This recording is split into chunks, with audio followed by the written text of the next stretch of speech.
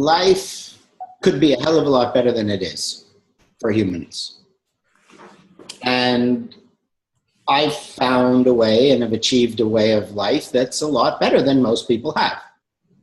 And so my job has been to find out what's the difference between me and the way I live and most everybody else, and to see if I can help other people have a much happier, better life, regardless of how good it is, can always be better. And the main things are that I'm not embarrassed to be myself. I'm not inhibited. I don't have any low self-esteem. I don't have any fears. I'm very relaxed, very comfortable. And I found that's really what people want, is that everybody is running around or living their lives being a bit nervous, a bit uncomfortable, a bit inhibited, and in a way scared to let anyone see them. I can look someone really in the eyes when I talk. I always was like that. And it makes people really nervous. And so what I found is, well, what is it? People don't like if you look really deeply into their eyes, because they say, you can see right through me. You can see who I really am. And so I figured out that, that's the problem. People are embarrassed about who they are. So why is that? Why are people embarrassed to be themselves? And, and that's the main key, is that what is it that makes a person either embarrassed to be themselves, as most people are, which is the basis of inhibitions, fears, shyness, low self-esteem, and a lot of the things we bumbly go through life, sticking our foot in our mouth and so on. And what's the difference between that and being totally open and free and not having anything to hide? And that makes the difference of your life experience. Everything in your life is going to be determined by the level to which you have any internal fears or inhibitions, which are very often subconscious. You're not aware of it. I've had many people which they say, oh yeah, this thing is going on in my life and it's fine. And, but I've got this problem. I explode irrationally sometimes. I just have an emotional outburst that's inappropriate sometimes and don't know why. And, so how are things going? Oh yeah, everything is fine. I can deal with this problem. I can deal with that problem. But the fact is you can't. You're just keeping it inside. And you live a life like a can of Coca-Cola that's being shaken and waiting to be opened and explode. So what I set my life to do was to find out, why is that? Why are people so inhibited in a way and insecure and having these emotional outbursts? Because the problem is these emotional outbursts are not just in your relationships, like boys and girls getting along is, oh my God, you never know when they're going to explode and so on. But it's at work and business as well, when I've been working since I'm 12 years old, and I've never had to apply for a job. And anytime I had a job, my customers would always be offering me jobs with them and so on. And why? Because I never had emotional outbursts. I was very stable. And I found when I owned my own companies, and I had 30, 40 employees, that I was a babysitter. And that's what was so frustrating about being in business. And I'm sure everybody here finds the same thing, is that you'll work with people and you'll say, oh my God, it's just, they're so temperamental. And then you go off and be temperamental. So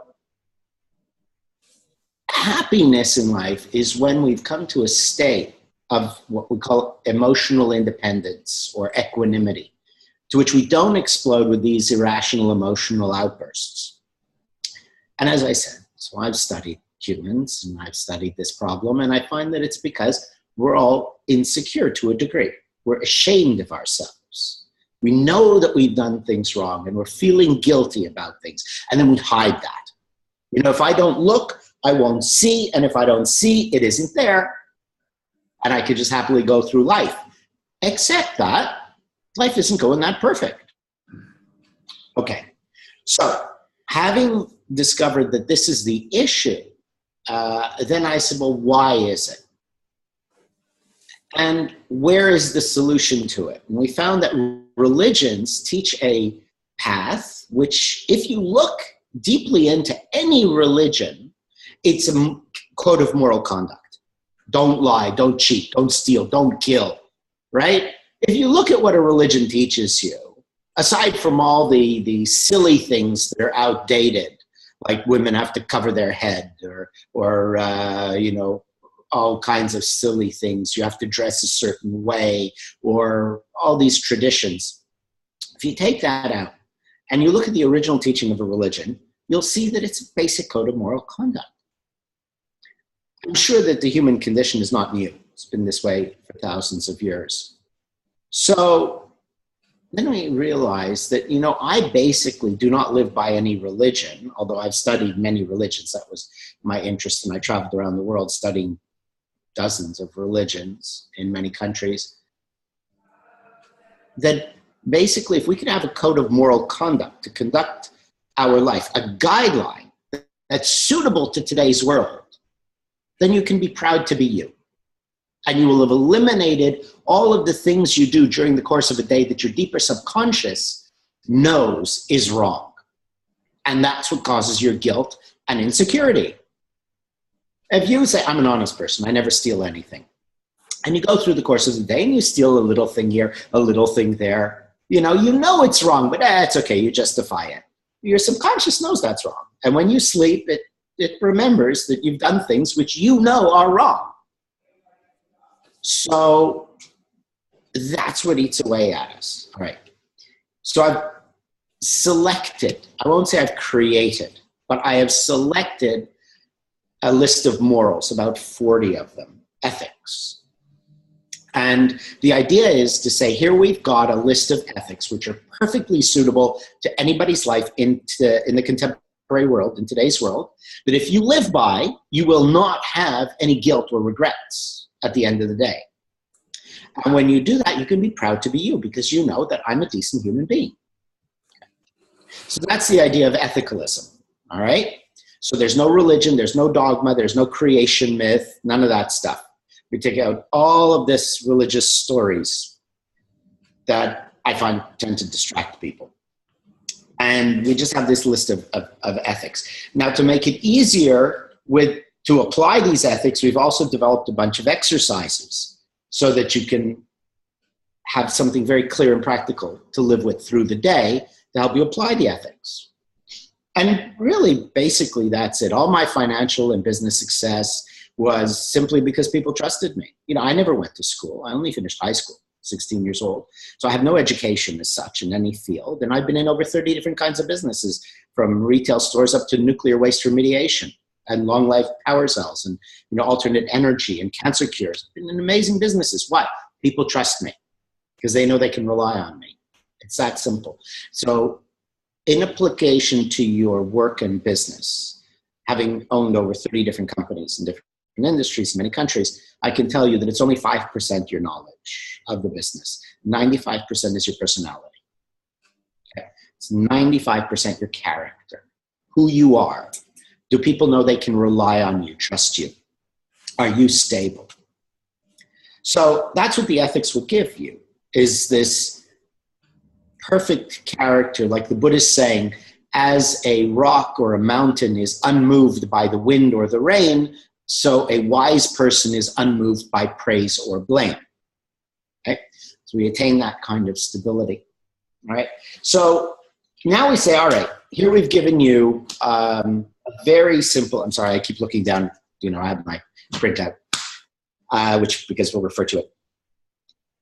A very simple list of a guidebook that anybody can follow because it's not religious. There's no, religions are the most evil thing on earth. Why? Because they're the biggest hypocrites. You want a hypocrite is somebody who says, I believe in this and this is what I'm going to give you, and they proceed to give you something totally opposite. That's a hypocrite. And that's religions, because religions are meant to unify all people. And what do religions do? They separate everybody. It's just crazy, right? Everyone hates each other because they're a different religion. Well, not everybody, but, this is what happens. So that's why we're, have to stay away from religion. But we need what the religion gives us, which is a group, friends who have a path of living. All right, so now the next problem was, if we can give a method which will bring happiness in our relationships, better sleep, better success in work and business, yet people are not following it. Why is that? Why isn't it working for the masses? Religions began as something good, and then they got distorted into these bizarre things that they are now. So why did that happen? And we found that people just don't do anything. They don't put in effort. And that's the same as anybody who succeeds in business above the competition. They're putting in more effort. It's very simple. Why did I succeed? I worked like hell. I worked 11 years from 7 a.m. to 2 a.m. an average day for 11 years. And I mean 11 years, not a single day off, not a New Year's Day, not a Christmas Day, not a single day for 11 years. It's easier to do when you're young. I started when I was 13 and I never took a day off until I was about 24. So I'm not smarter, I just worked harder. Okay, so in other words, I put in the effort. Right. So this is important. You have to accept the responsibility that if you want your life to change and you want to become the person that everybody trusts, everyone turns to, you get all the business because they want to deal with you. Even if your skill is not as good as other people in, other competitors, they want you because it's you. You have to put in the effort. And that's what we found was the other problem, is that people weren't putting in the effort. So this group, I'm not interested in becoming one of those huge gurus with thousands of sheep following, because what the gurus do with a lot of sheep is they lead them to the slaughterhouse, basically. They're just milking them for their money, and they're not really getting anything. So I'm not interested in that. I want people who are going to actually put in the effort, okay? So we've given you the exercises. So our group is basically about, we've got the ethics, we've got the exercises. And every week, during the course of the week, you're supposed to actually do and put in effort in the exercises and observe if you can follow the ethic. And then when you come back next week, you say, hey, I tried this and this was my resistance. I knew I should do this, and then something inside me said, no, do it differently. Or don't do that. Or I only remembered when I went to bed, oh yeah, I was supposed to follow this ethic today, all right? So we want to hear about your resistances. We want to hear about how you succeeded, the things you've noticed that are different by following that particular ethic. We only do maybe two or three ethics. You work on only 2 or 3 ethics per week. You don't work on all of them. That's just too much. And then and that's where we interact, by learning from each other. In one of my schools, when I lived in Denver, I've lived in many countries around the world, and every time I set up my school and I used different methods in each school. In Denver, I tried where each student was given a different spiritual tradition to study. Some were the Kabbalah, some were Sufi, some were Gnostic, some were Hermetica. And each one would have to study that tradition. And then when we'd meet as a group, each one would say, look, this is what I learned here and what I have a question about there. So everybody learns about all traditions easily. So it works very well. So that's why if each of you do 2 or 3 ethics for the week and you discuss it in this way together in the group, we can all learn and refine the little things that we didn't think about. Okay, so that's where it becomes extremely powerful in having the benefit of the group, and if everybody's actually putting in the effort. Okay, so that's what we'd like to do. That's what we'd like this group to be about. It's people who are really willing to try, willing to put in the effort. And I mean, of course, who are you doing it for? It's yourself. And this is what we call constructive selfishness. Constructive selfishness is you be totally selfish, but it's very constructive. So you work on the ethic for yourself to share in the group, so you actually are the one who benefits the most. Works. Okay, so there's a little bit of introduction for the new people and the idea. So as we begin each meeting usually is with questions.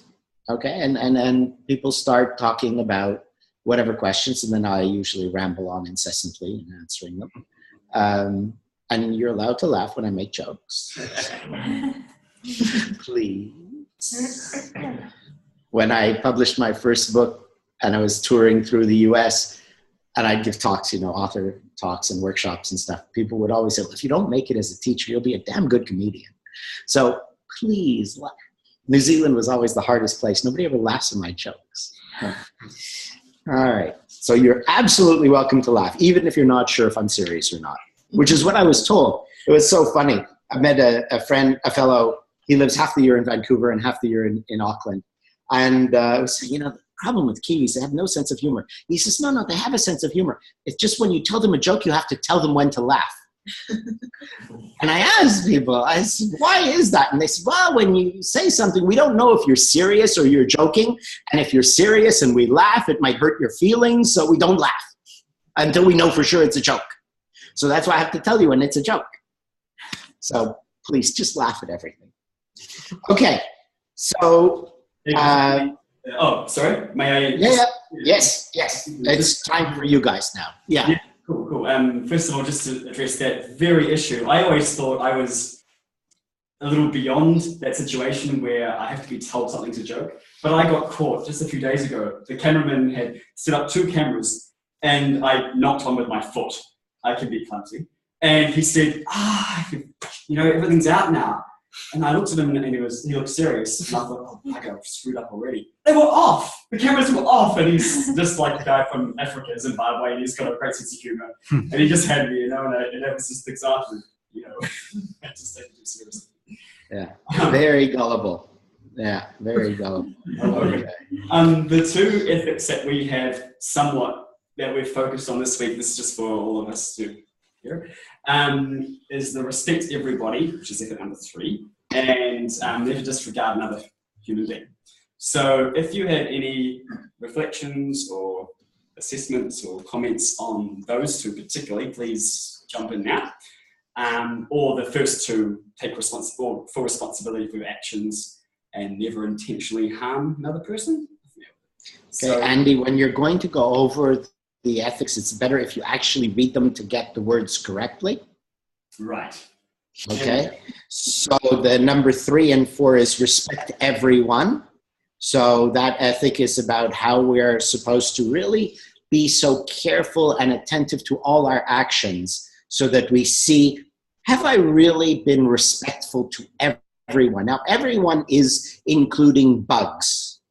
All right, because if you're walking and you notice there's a little bug or an ant on the ground and you could actually avoid stepping on it, but you don't, and you do squish it, well, that wasn't very respectful to the bug, was it?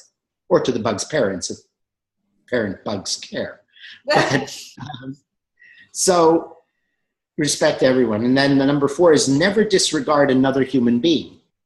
That one is about attentiveness. Like, for example, when you're driving, have you ever been driving and there's this one asshole who's going like 5 kilometers an hour and holding everybody back because he wants to drive slow? Those sort of things. Do we ever think of our actions like when I'm in a restaurant and I'm on the phone, talking loud, disturbing everyone at their meal, things like that?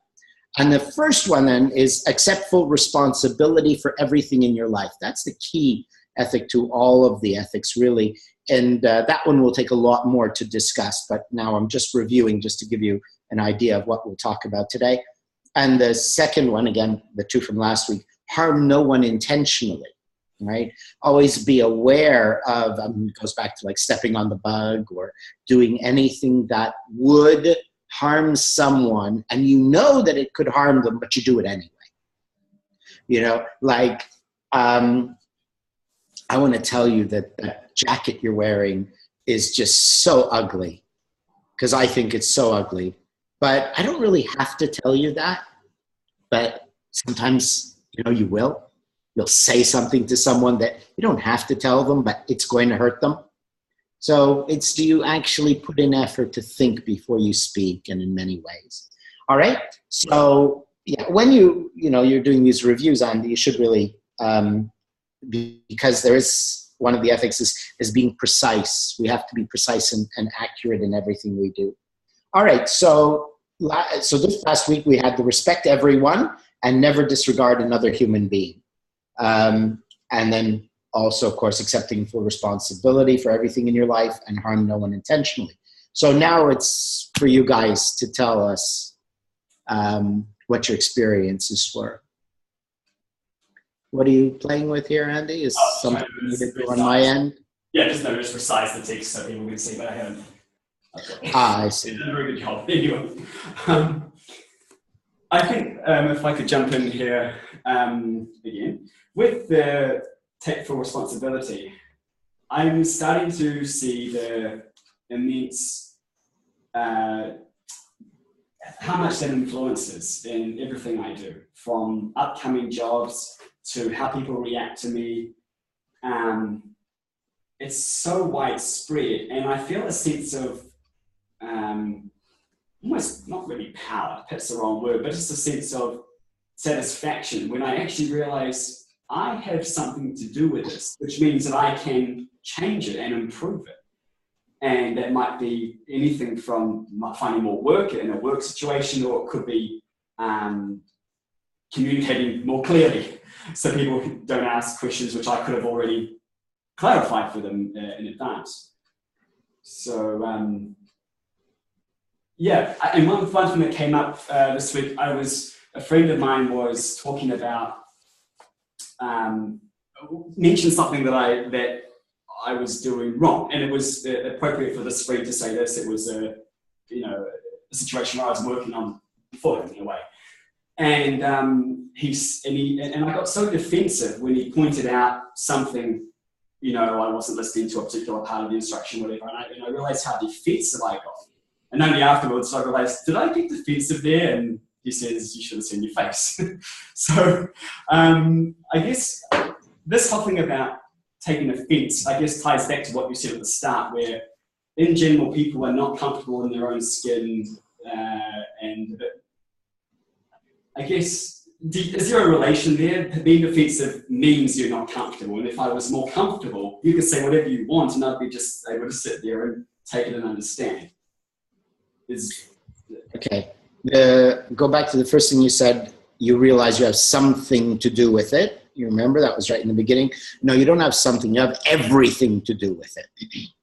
However people treat you is all about you. All right? If you aren't a part of every situation that you're involved in, then it wouldn't happen. So therefore, you have everything to do with everything that happens in your life. So that's the first thing. That's what it says. You notice the word accept full responsibility? So when we accept full responsibility, I chose the words carefully.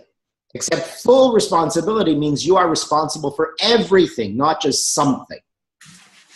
All right. Now, when you're defensive, there's an old saying, thou protesteth too much. When someone is denying something a little too emphatically, that usually implies they know they're guilty. So when you become defensive, that is because you know you are guilty. You know you are wrong. So every time you become defensive, that is a clear sign that you know the other person is right and you are wrong. You did something wrong that you do not want to see or admit because you're scared of the repercussions of admitting that you did something wrong. And that's why you're becoming defensive. And then deny that you're defensive, which is really funny, right? Someone you say, oh, you did this. And then, no, I didn't. I said, why are you so defensive? Oh, no, I'm not defensive. I'm not being defensive. Right? I mean, humans really are the most entertaining creature in the universe. I mean, if you could look at it from my point of view, which is from an alien's point of view, I'm from another planet, you see. I come from outside, which I want to teach you all to be aliens as well. The only way to actually master all the flaws of the human being or of yourself is to look at yourself objectively, as if you're an alien just dropped here, And when we see our mind and humanity from this outside point of view, and we become very objective, you can understand things a lot better. And you'll never change anything unless you understand it completely. So very entertaining creature, because, you know, you go into denial and this, no, I'm not denying. You know, it's crazy. Have you ever met someone who's really angry and you say, why are you angry? I'm not angry. I'm very happy. I've met a few people like that. Very strange creatures. So when you're defensive, it's showing you that you know you're guilty. So that is the moment that you need to reflect upon yourself. What did I do? And accept the responsibility for what you did. Because if you continue in denial, then you don't know you did anything wrong. And if you don't know or admit you did something wrong, you obviously will never fix it. Right? You have to see the mistake in order to be able to change it. So why don't people do this? You know, the last thing a human being ever wants to hear is the truth, especially about themselves. So why is that? Well, that's because we don't want to put in the effort to change. We're too scared that if we're flawed, we'll be rejected. And that obviously is a foolish thing, because the more flawed you are, the more rejected you will be, which is true. But unless you accept the responsibilities for your actions, you'll never improve yourself. And so you'll always be fear of rejection. And this is where people are maintaining insecurity. Now, having my child, I've been about almost 70 countries now, you know, and I don't just travel for 2 days and count that as visiting a country. Everything is at least 1 to 3, 4, 5, 6 months to really get to know a place. And low self-esteem and fear is quite a plague that's growing. And it's because everyone is scared of rejection. Okay.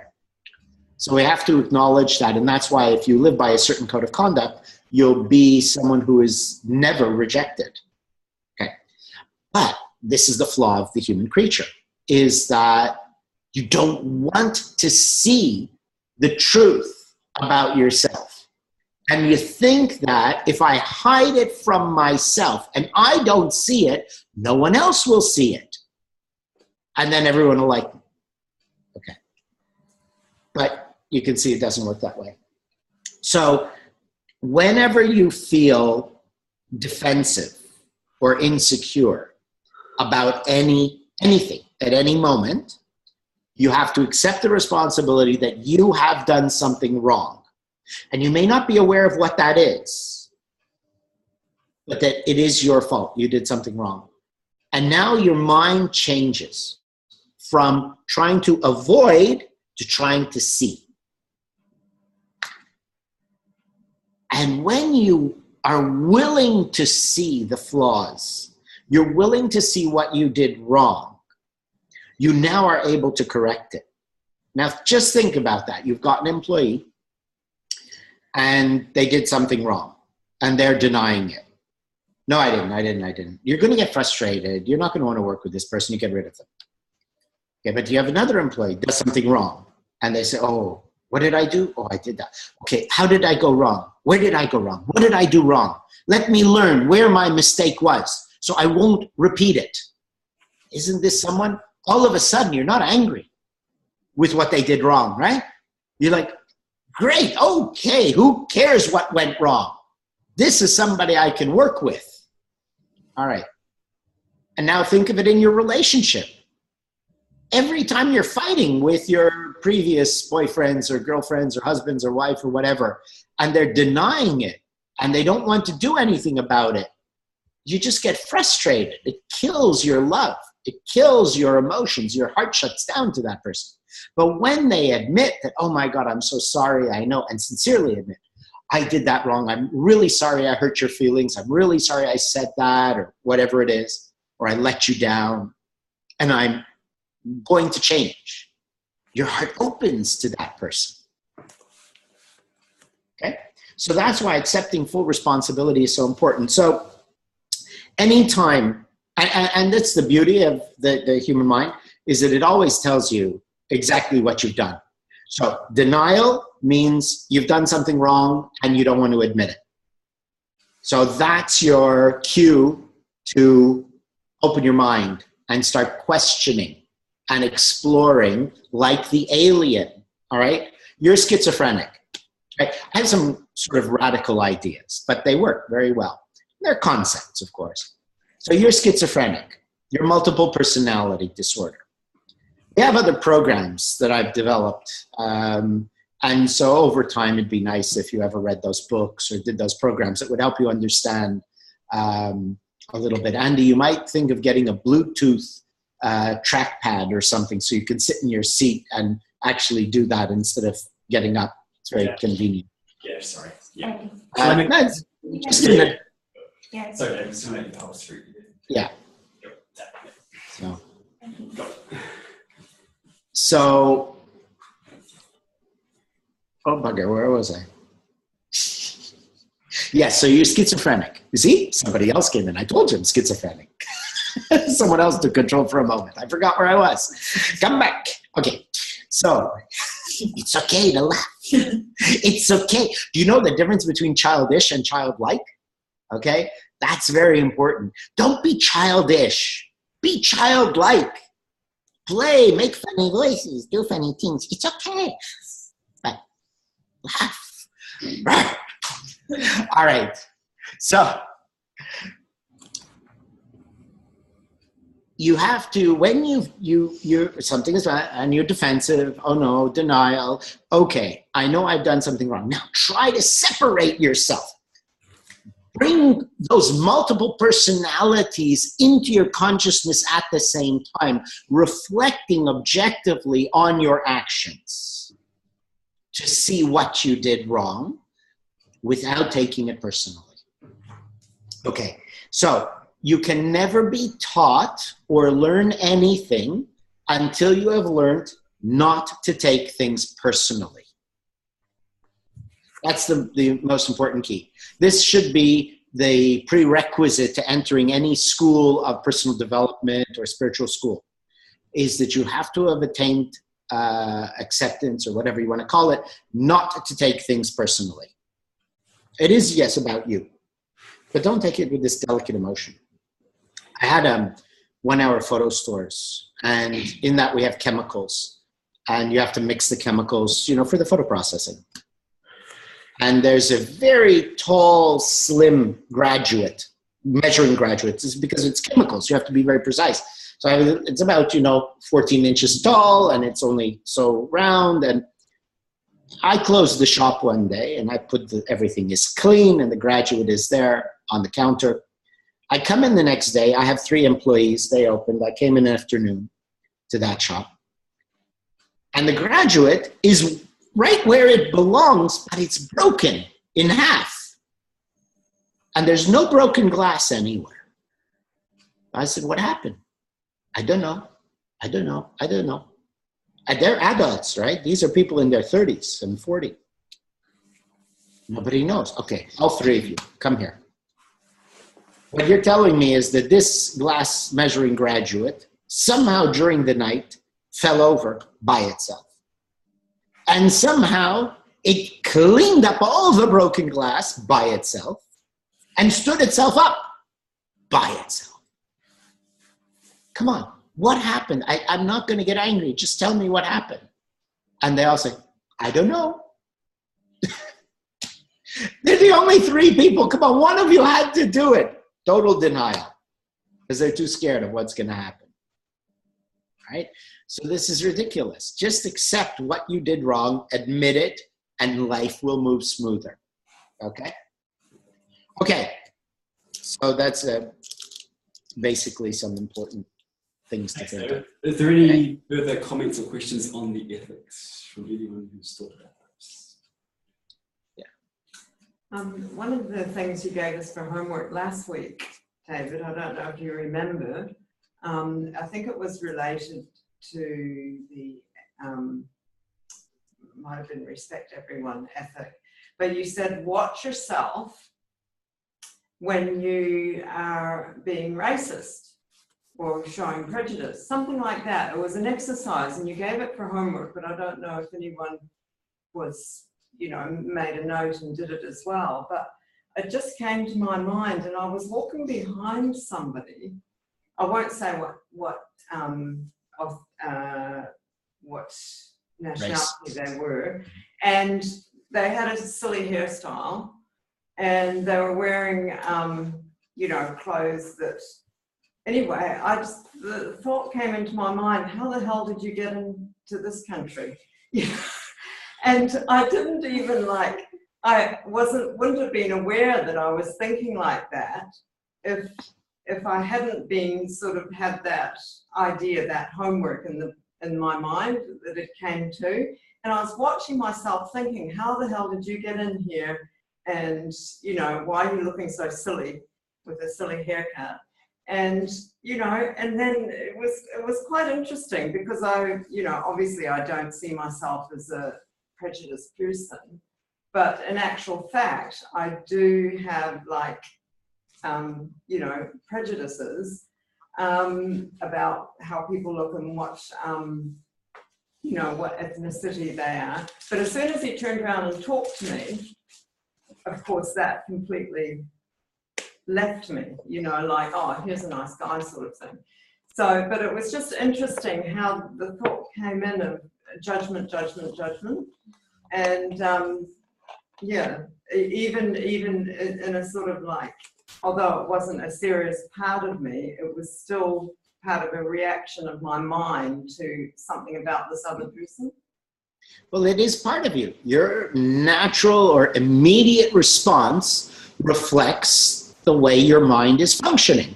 So you are prejudiced against whatever that, appearance was. So you will then brush it off.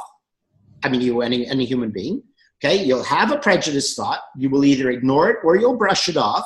But when you go to sleep and your subconscious is more in control than your conscious, it knows that you're prejudiced. And then anytime you in your conscious mind say, I'm not at all prejudiced against and I accept everyone, your subconscious is saying, liar, liar, liar, because we know you're prejudiced. All right? So it is this inner schizophrenia, this inner conflict that creates a sense or feeling of low self-esteem and insecurity.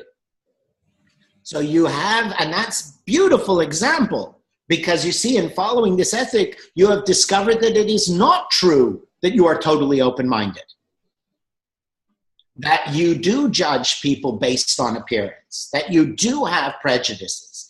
And now in seeing that, you're able to overcome it. Okay?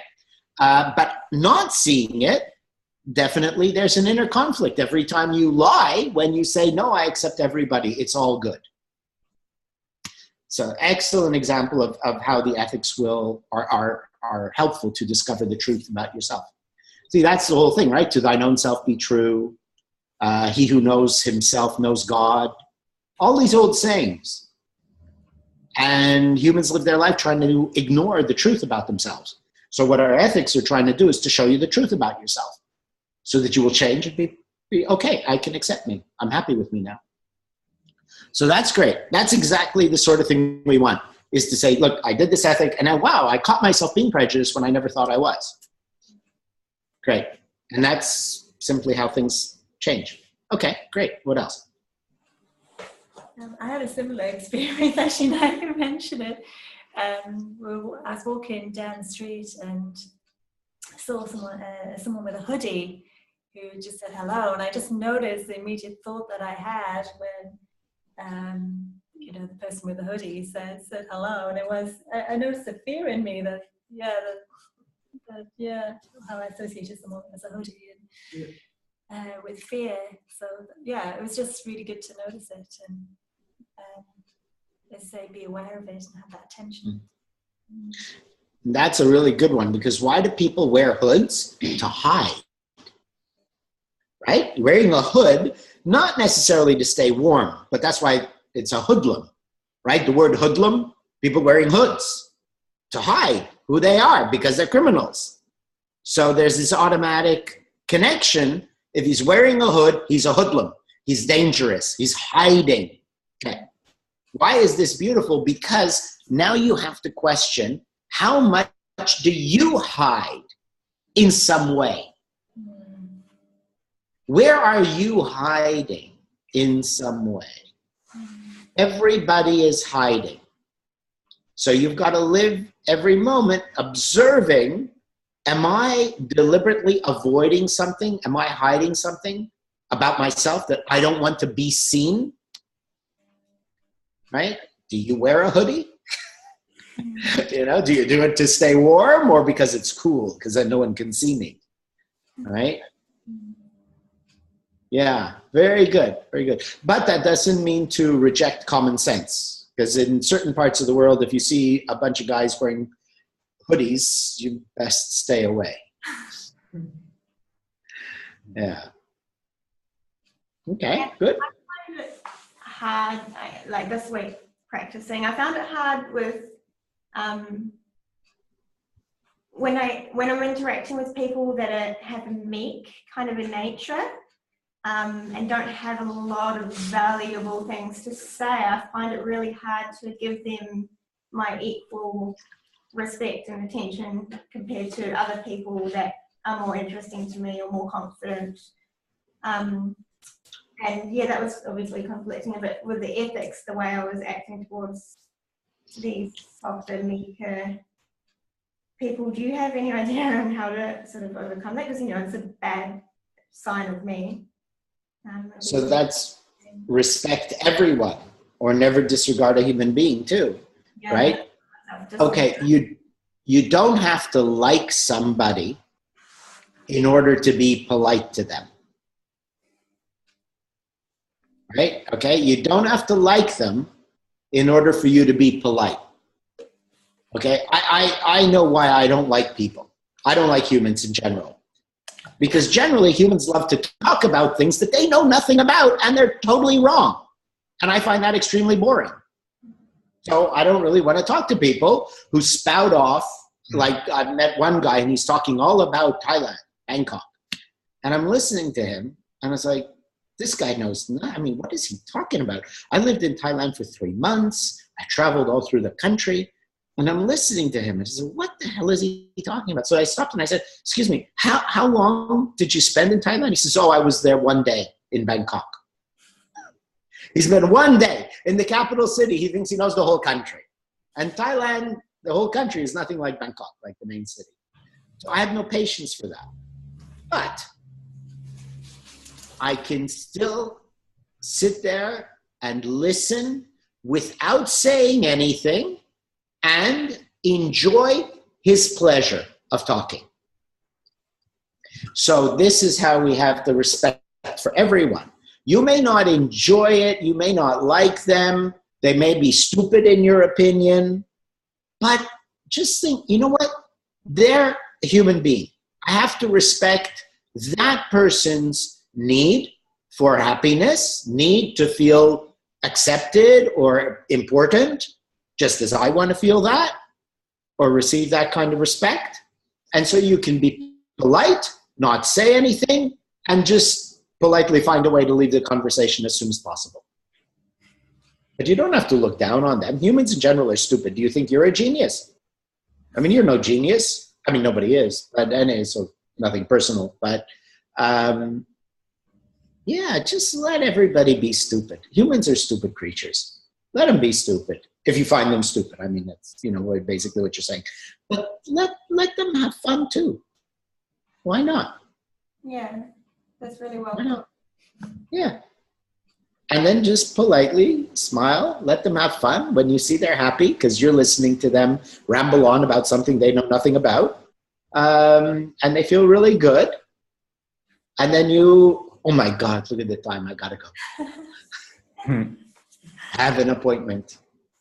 Have a dinner meeting. And he says, but it's 10 a.m. Yeah, but I have to get ready. Mm-hmm. Okay, thank you. That's nice. Everybody deserves respect. Everyone just wants to feel good. And if you go through your day respecting people and making everybody you interact with feel good, even though to you it was boring or they're stupid or whatever it is, but you have made them feel good, you will be worthy of living another day. And if you go through your life telling, you know, you're an idiot, And you're stupid. Oh my God, you're so boring. Oh, you know bugger all about that. And you make people feel bad. When you go to sleep tonight, your subconscious says, you know what, I don't deserve to be alive. I don't deserve the privilege of being alive and in interacting with people, because all I'm doing is making people miserable. And then you spend the next day feeling like, I don't really deserve to be alive. I don't deserve to be here. I'm a bad person. See, your subconscious is very smart. You know, we made something we call the layers of being. And we don't like anything religious, as I said. So we call it the spark. And the spark, like a spark plug, it makes a spark, it ignites the petrol, which turns it into an explosion, which runs the engine. All right, so the spark is that little bit of energy that gives us life, that turns a corpse into a living being.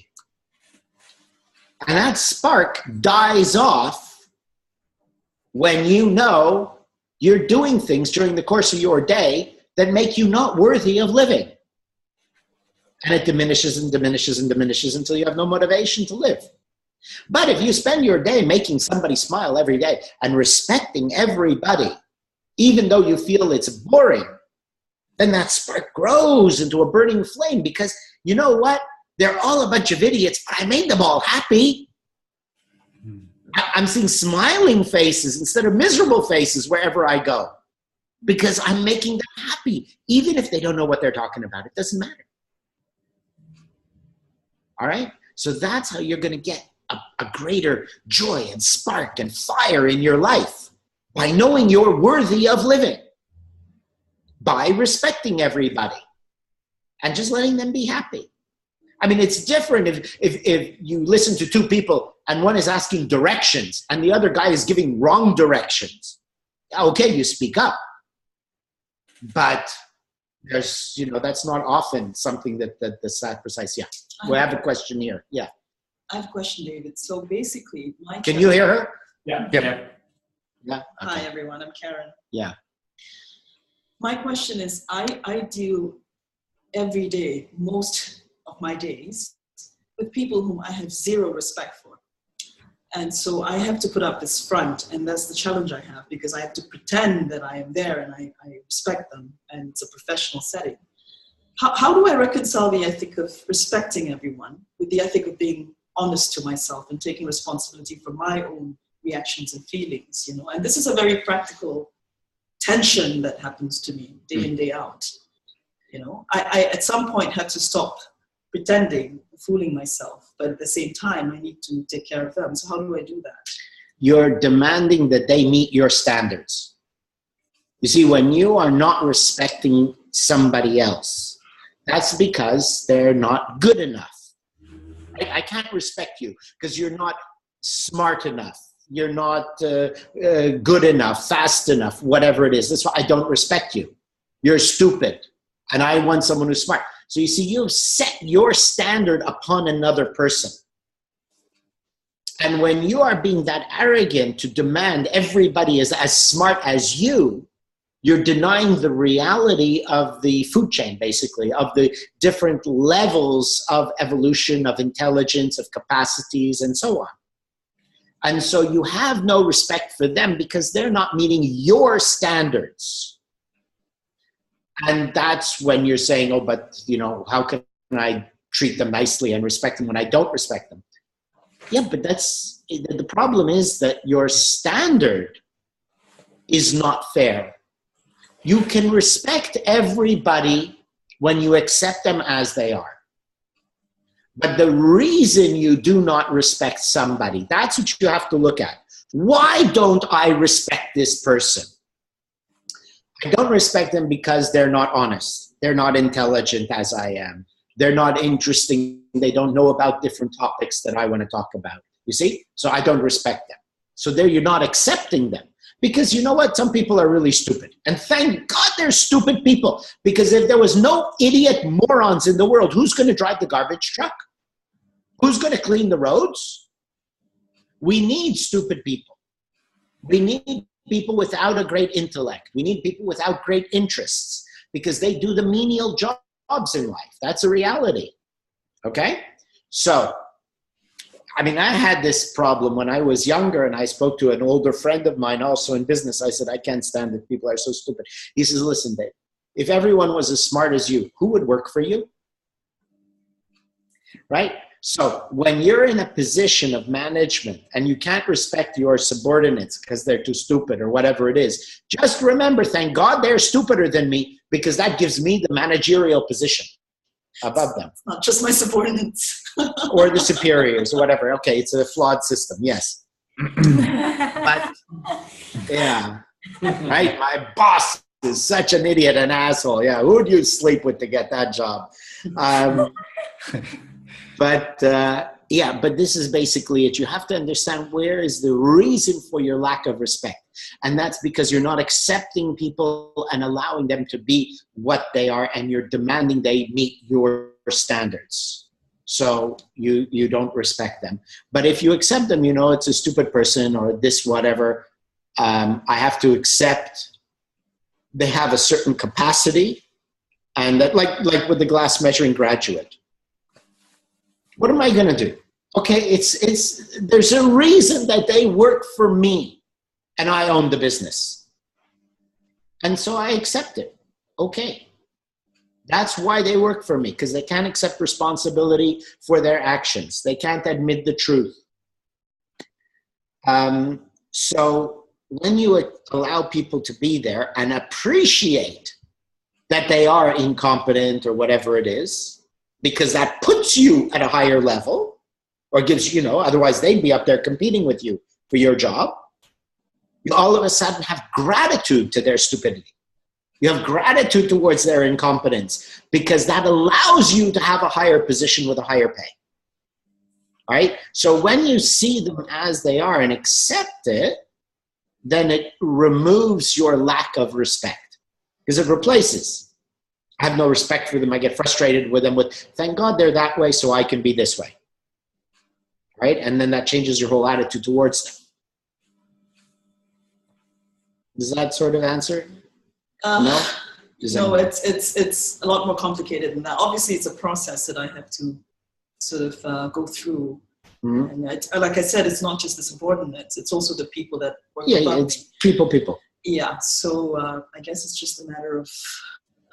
Yeah, you have to understand, when you don't respect someone, that's because they're not meeting your standards, okay? So who are you to set standards for all human beings? That's what I'm saying, is that you have to understand the reason for your lack of respect for another person, all right? So if we have, okay, you see that's one of the ethics further down, further on the list, but when you will allow people to be what they are, you can, it's like that. You can't respect someone. Why? Because he drives a garbage truck. Oh, what kind of a lowly job is this? I don't have to respect. Or they're a servant, they're the cleaners or whatever it is. Part of what helped me a lot is that I treated, and I worked with billionaires, sometimes very wealthy people, and in properties and that.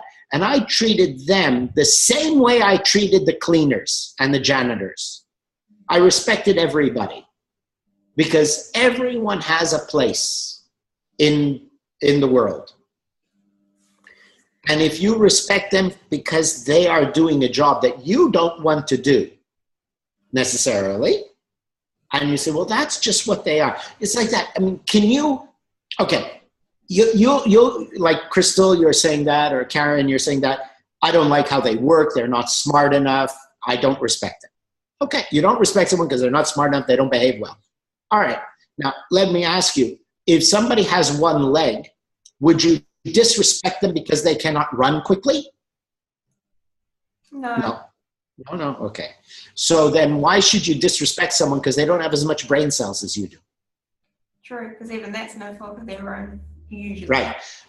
Why wouldn't you respect someone because they have never been educated? Why would you disrespect someone because they're born in a poor family, or had a bad parents who have no manners, who have no culture, who eat with their hands because they don't know how to use cutlery? that's not the reason I disrespect them. I think the main thing is when I know that they should know better, and I know that they do know better. But that's your opinion. They don't know better. This is what I mean, is that you are disrespecting someone because you have opinions of what they should be. You have an opinion of what they should be. This is being a little bit on the arrogant side, okay? When you accept everybody for what they are, and it is just simply their upbringing, their family, whatever it may be, mentally handicapped, physically handicapped, culturally handicapped, then you won't disrespect them as much. You just have to accept that that is what they are. They did not have an education in how to think. Is it frustrating? I deal with people who don't know how to think. It's very frustrating. But what can I do? They were never taught how to think. You know, it was an interesting thing. You know, in New Zealand, you got a lot of islanders, right? Islanders, sometimes you look, you know, Pacific Islanders. Yeah. And you look, sometimes you go, oh, they're not the sharpest knife in the drawer. Right, okay. So when I was in the islands, I figured out, why is it that you often see that they're not really sharp intellectually? Asians, a lot of times, not terribly sharp. I'm allowed to say that. My mother's from India, all right? So I'm half an Asian. So sometimes we see that. And I looked in, when I was in the Cook Islands, I saw these kids. There's no library. There's very little education. And they just sit around all day on the beach. So when they're young, they're not getting a lot of intellectual stimulation. So the brain does not develop to be very sharp, very quick thinking. So then you grow up as an adult, and you now see an adult, and you say, this is an adult, they should know better. But you're not taking into account that perhaps when they were children, their family attitude was not one which is study, study, study, learn, learn, learn. Develop a brain that will actually think, okay? Because when we're very young, we have to be fed a lot of intellectual challenges for our brain to develop before the age of 6 or 8, such that it becomes a brain which is capable of thinking as an adult. So you have to take that into account when you're dealing with someone who isn't delivering what you expect them to do, and say, well, it's possible that they have this sort of mental handicap. The brain is just not developed that much, and you accept them as they are instead of demanding them to be your level. And now you can respect everybody rather than saying, I think you should be. But anytime someone is being stupid or whatever it is, just in your mind, see, they got one leg, one arm, and one eye. Okay? They're physically handicapped, half a brain. And then you'll find that you have no problem anymore. And you just deal with them as they are. I just want to say something I've been thinking of. Sometimes there's people on the other side of the spectrum. Let me explain. For example, there's this person at my work. She knows everything. And she might be pretty smart in certain things. So one day I was talking with a friend. She's a French Canadian. And she tells me, oh, you know what? This person the other day was like teaching me French. And she didn't really know much. Probably she didn't know she was French Canadian. And then I thought to myself, yeah, not long ago, she also was talking to another colleague who was going to visit South America. And she was talking about some things about, I'm a native Spanish speaker, and I overheard the conversation, and what she was saying was totally wrong. So then you kind of disrespect these people as well, because they know everything and they know better, but maybe they don't. Or maybe they just know some fields of things, but they are so arrogant in the end, thinking that they can know and lecture everybody about things. So it's not about everybody being maybe dumb, but there is some people that may be smart, but then something happens in their brain and they think they're super smart for everything, and they just need to accept their limitations. And then you kind of lose a little bit of respect for something in a professional way that she will tell you. You kind of think it twice and take it with a pinch of salt, because maybe she's also just, wrong. Exactly. And that's why I say I basically don't like talking to people too much, because people are very often like that. Now, that's why the ethics are so good, because the ethics are going to show you where you are the same, but to a lesser degree. Right? Now, the way to understand how another person's mind works is to discover how your mind works. Because you can never know really what's going on in another person, but you can understand yourself. Now, the human mind is a machine, and it's the same machine in every human being, okay? Everybody's mind functions the same. The difference is how that individual mind was developed as you grew up, the way it was molded. But the machine itself is identical in every human being. When you discover how your mind works, your machine works, you will understand how their machine works. Now you can deal with life differently. Okay, that's having said that. So what we're looking at with this person is, I'm from Montreal, right? French Canadians, that's where they get from. So, and I mean, I've dealt with some really amazing things. Like I had one store, I called Atlantis. It was gems and minerals, semi-precious stones. And I had a saltwater aquarium. Big one, largest private aquarium in the province of Quebec, 2 meters wide by 1 meter high. Really a nice tank. And I had 5 seahorses, tropical. And French Canadians were quite interesting because they've never seen fish that color. They've only seen fish in the fish market. And every day there's always someone who's coming in and saying, those fish aren't real. And you're like, yeah, look at it. It's swimming around. No, those fish, I've never seen fish that color. They can't be real. And you try to convince, look at them swimming. They wouldn't believe it. My favorite, we'd come up with different things like they're plastic mechanical fish, they're battery operated. My favorite was they're painted. I love this one. This was and they believe this, right? Every morning I come in very early. You see the red one was blue yesterday. The green one was yellow. And this, we take them out of the tank, put them in back, paint them different colors and put them back. Look how happy they are showing their new paint. Color. And then some smart ones would say, oh, doesn't that hurt them to paint them? No, special fish paint.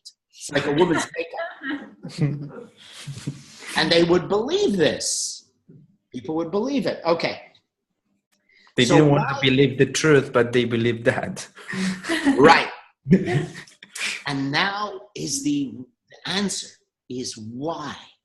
Because they'd rather believe another story than admit that they didn't know something or that they were wrong.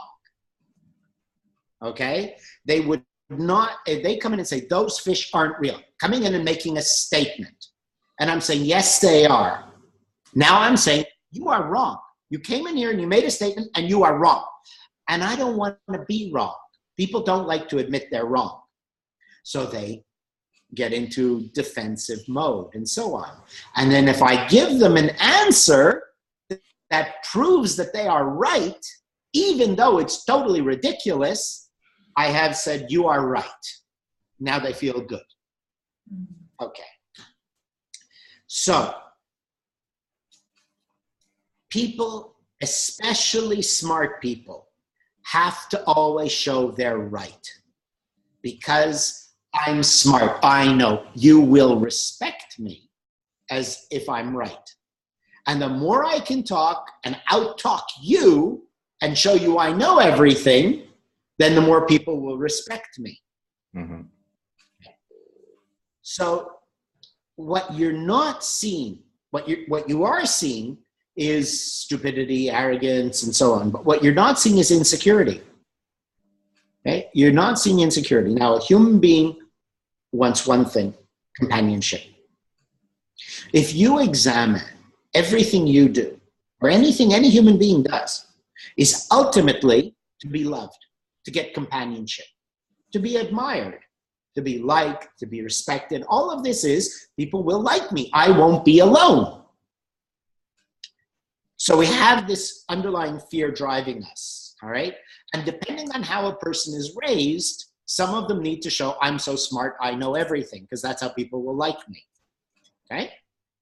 So when they talk this way, and I mean, it's a little bit of what Crystal is saying, or Karen is saying, when they do these stupid talkings, and you know they're wrong, if it does not actually harm anyone, like giving wrong directions, then just see them in their weakness.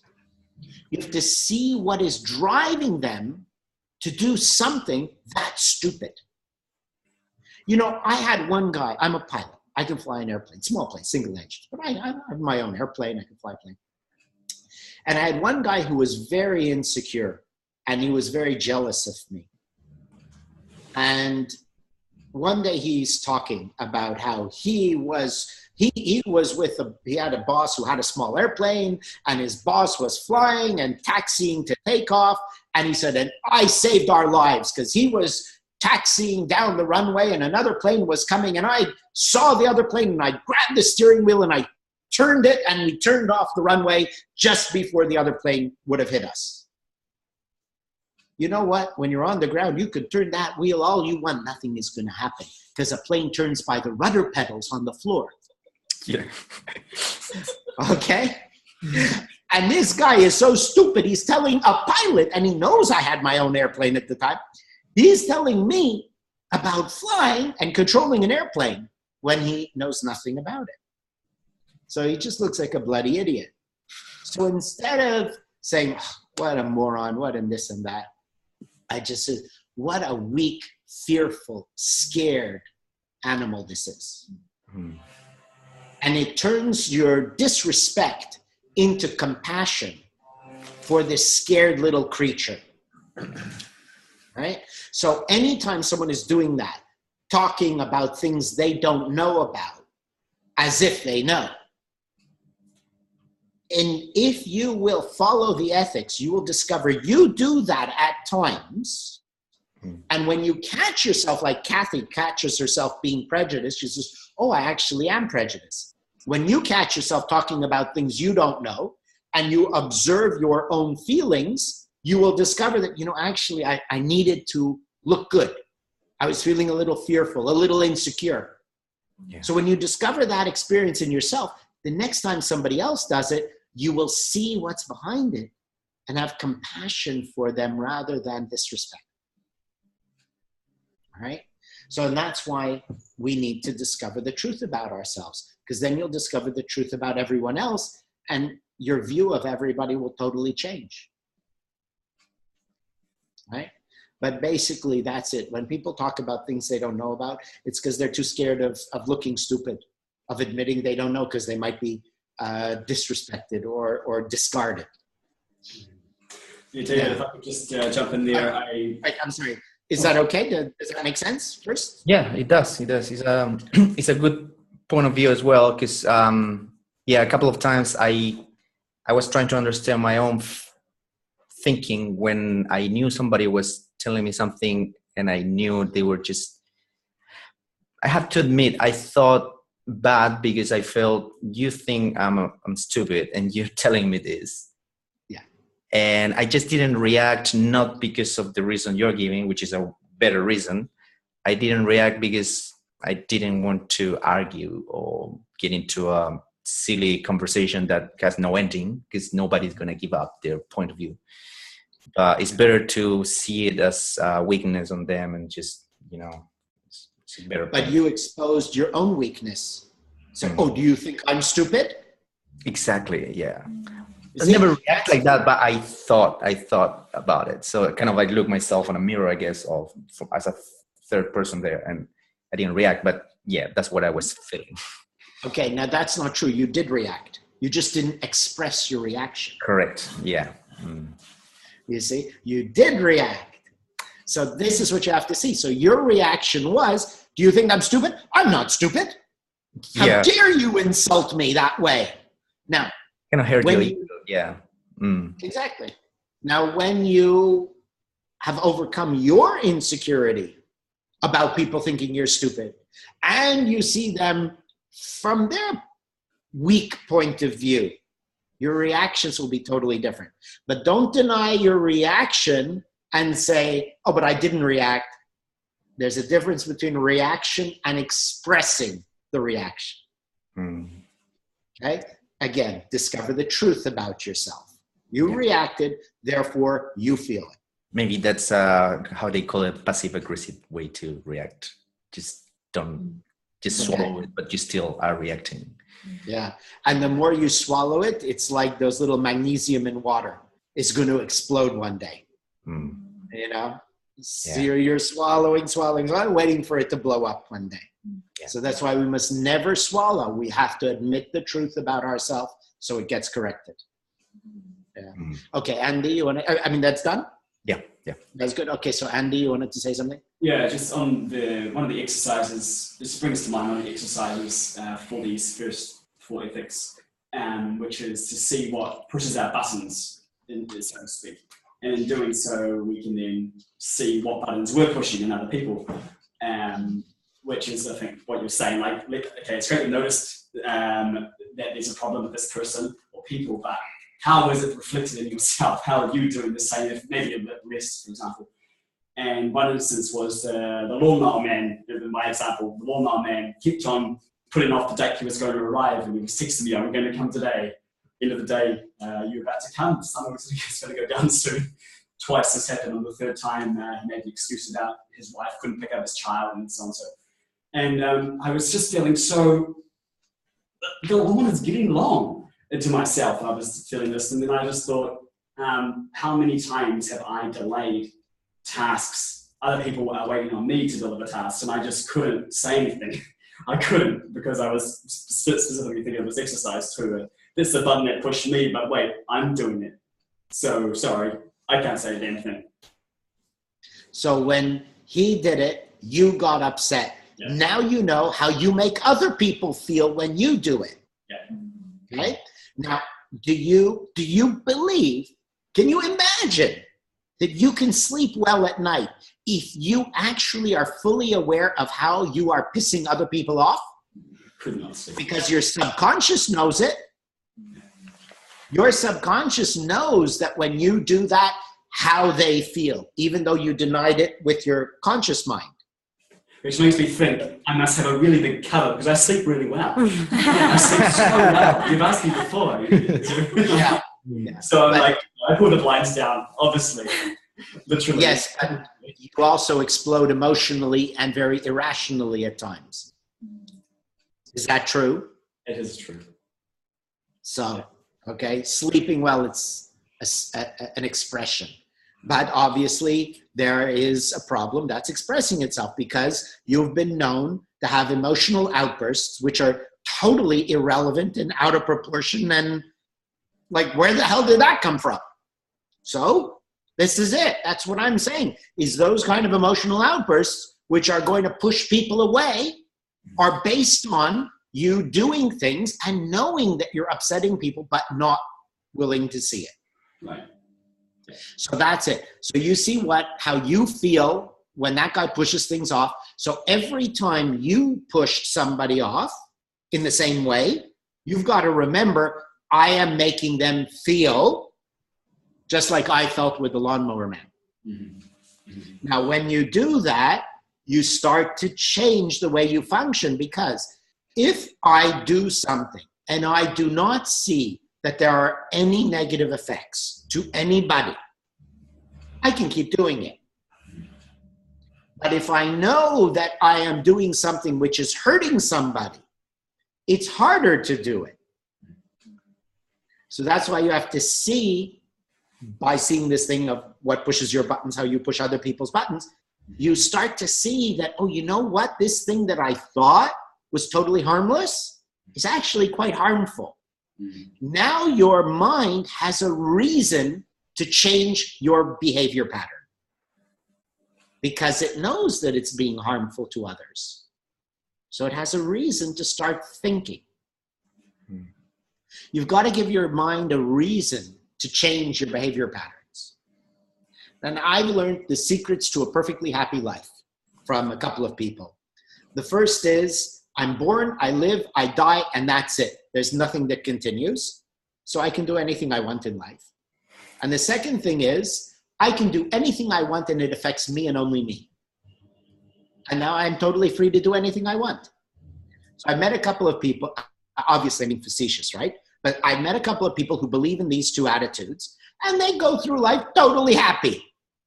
but they're not happy. You can see something's wrong inside, but they think they're totally happy because they believe that they can do anything they want and it doesn't affect anybody but themselves. But this is not true. If you want to be truly happy, and then when somebody says things that, instead of you saying, do you think I'm that stupid, and getting pissed off because they think you're that stupid, you just look at them and say, oh, poor pathetic creature, I feel sorry for you because you're in a lot of pain and suffering. You know? Okay? So yeah, that's why we have to look at how other people piss you off, and then that will help you change your behavior. You need to become impeccable. When you are truly impeccable in every way, you will be so happy and content. Right? Forget enlightenment, forget finding God, because that's just so far off. And it's not something we can conceive of with our intellectual mind. Let's just go for being totally peaceful and content. That's something reasonable to strive for. That should be your goal, rather than making a lot of money. Why do I want a lot of money? Then I don't have to work. I don't have any hassles. Okay, well, let's just go for a life that's totally peaceful. That's easier to attain. Okay, next. I have a question. I just wanted to ask, you know how we're talking about like respecting everybody, and I just wanted to make sure like I get the balance right, because sometimes it's easy to be like too much of a people pleaser. Like everything you do, it's like, oh, I hope I don't hurt that person's feeling. And sometimes I'm like, well, what about my life? And what about trying to get through the day without worrying about everybody else all the time? Yeah. You know what? The best thing you can do for a child? Spank him. Give him a damn good spanking once in a while. That's the best thing you can do, right? And why do you do it? Because it hurts. So there are times when you do need to hurt someone. You know, it's kind of a good example. Last night I was at it's like a jazz festival. It's nothing big, but at any rate. And it's hot. This is Malaysia. It's bloody hot here. And I have a button-down shirt. I opened my shirt. This is a common thing here. And there's this one woman, was Welsh, turned out. She's Welsh. She just comes up to me, says, button up your shirt. And I said, but it's hot. It's okay here. She says, it bothers me to see a man with his shirt open in public. I said, well, then go back to where you came from. Yeah. That's exactly what I mean. Like everybody has their own like things that they want, and you can't please everybody. And yeah. Yeah, and sometimes there is a context like here. Exactly. Like she's on this place where it's acceptable to do it, so she's the wrong one. Exactly. So that's what you have to think about. In every case, is this reasonable what they're asking, or is it unreasonable? And treat every case individually. That's basically the answer. We need to see you with your shirt button unbuttoned to tell. It's a hairy image. Yeah. Well, it depends if you like hairy men or not. You know. Let's take a vote on that. Yeah. So yeah. I don't know. Yeah. Anyway, who knows? Maybe she was hitting on me and I didn't get it. So, okay. So yes, every case individually. And like I say, the best thing you can do for a child is give him a damn good spanking once in a while. My father always said, treat a child like a dog. Beat him until he learns. My father was an idiot, but there is, yeah, you can laugh. Thank you. But there is some validity to it. You know, there are times when we do need to be slapped in the face. And although that what I said to that woman sounds quite insulting, well, then go back to where you came from. She ended up talking to me for a long time, and I actually turned her around. And she began to understand. And in the end, she said, you know, you're right. I do need to accept that if this is where I want to live, that I've got to adapt to how things are done here. Okay, so, you know, in answer to your question, each case individually, and just do it in a way that gets them to wake up. And if they don't want to wake up, then screw them. Go away. I don't care. Do what you want. I know what I did is not harmful. And I know what I did is appropriate to where I am. I wouldn't walk around with my shirt open in England or in Montreal because that's inappropriate over there. So that's all. You have to see when you're in that situation. The first thing is accept full responsibility for your actions. Are they right? Did I do something wrong? Is there validity to that person's statement? And observing it objectively from the alien, right? You're an alien. We've split you into schizophrenic parts. Now, is that right? For where I am. When in Rome, do as in Romans. So is that right for where I am? And then respond appropriately. But the first thing is be very objective. Okay?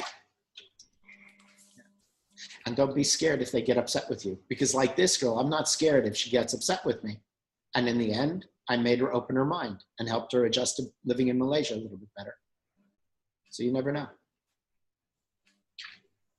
Thanks, David. So any more ethics type points or comments? I had the ethic we were focusing on, respect everyone, I found quite useful for me this week, because I was talking to one of the senior nurses on the ward about a patient, mutual patient, and she was talking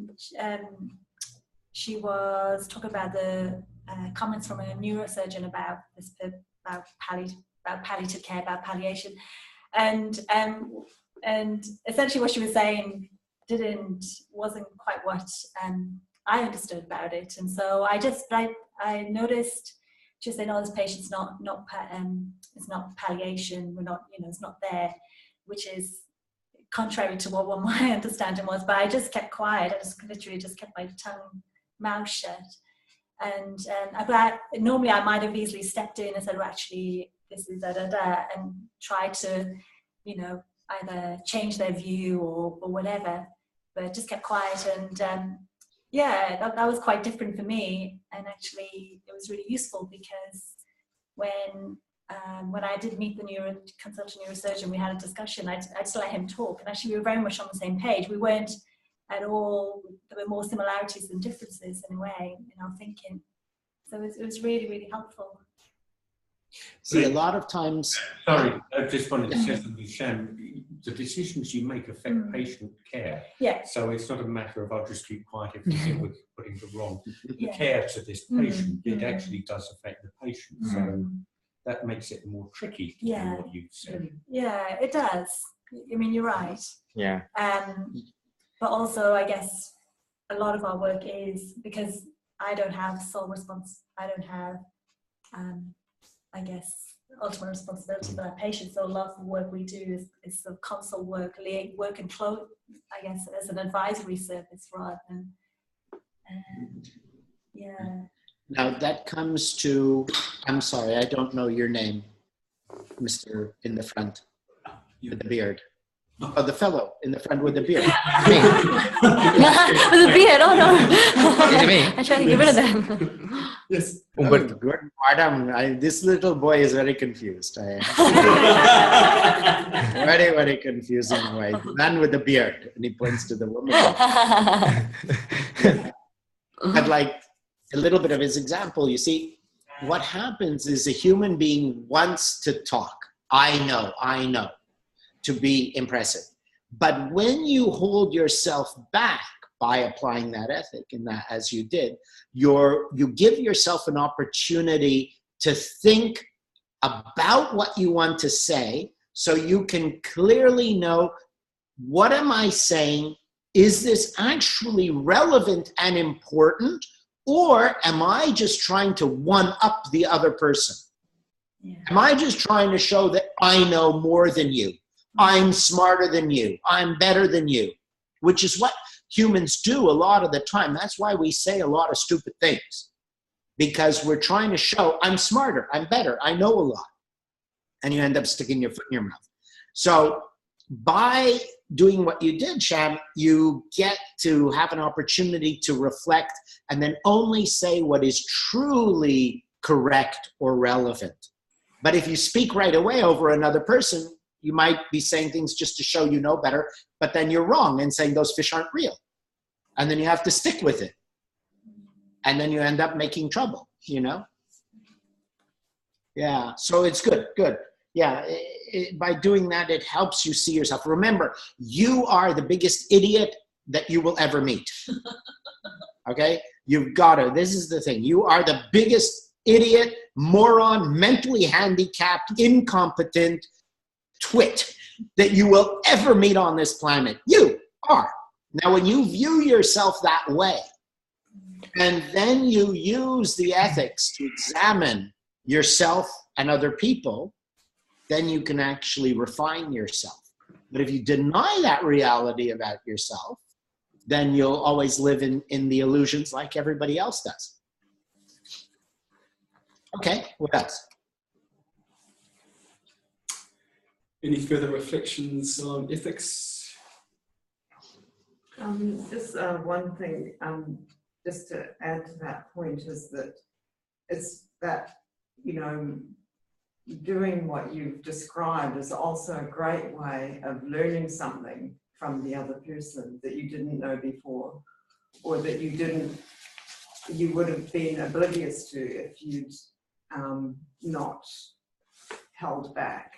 And I think that's, to me, that's one of the most important things about the ethic is, you know, is the opportunity to learn something from someone else.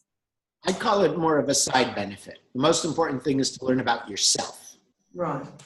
All right? We're only here to learn about ourselves, make ourselves a better person. And then if you learn more stuff along the way, that's a bonus. But the point of the ethics is totally self-centered, is totally selfish. The ethics are for one reason: you improve yourself. You are the only thing in the universe. And then whatever you learn. Mm-hmm. Because often you say, and I mentioned this to Andy on Friday night, often you say that you accentuate the difference between male and female as being two different species. Yeah. Yeah, you say that, you know, fairly regularly. But your ethics apply to both of us, you know, both Yes. male and female. And I'm just wondering, you know, like, wouldn't there be some differences if we were truly two different species? Okay, the ethics work on the machine. Okay, so the machine of the mind is the same. Male and female, you remember how we have the layers of being. The center is the spark. Okay, so that's the machine, and that's what the ethics are working with.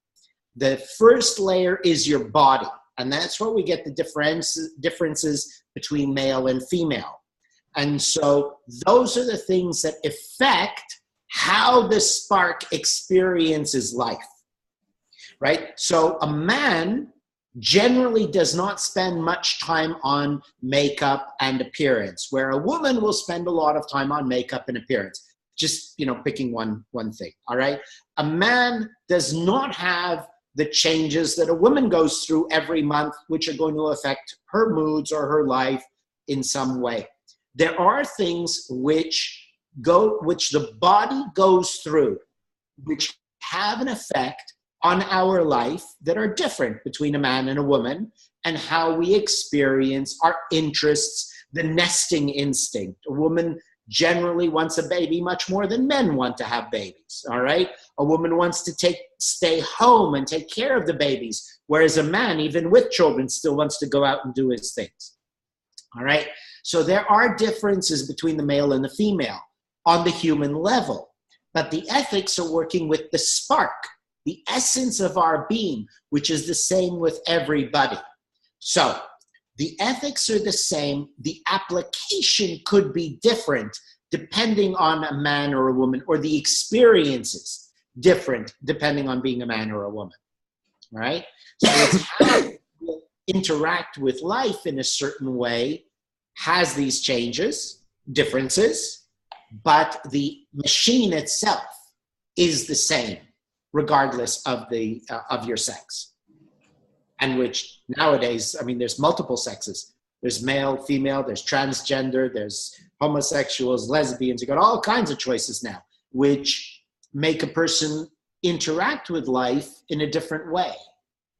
But what we're working with is the machine. So in other words, it doesn't matter if you're a man, a woman, a transgender, or whatever, because that's merely the expression of the spark, or the filter which the spark expresses itself through, which are your interests, what you want to do with your day. But how you interact, your basic attitudes to life, whether it's if you like whatever girly things or boy things, the way you'll deal with those things is the same, regardless of your sex. Okay? So we're working with the spark. And then the layers of being is something else. Right? Does that make a little more sense? Yeah, it does. It does. Yeah.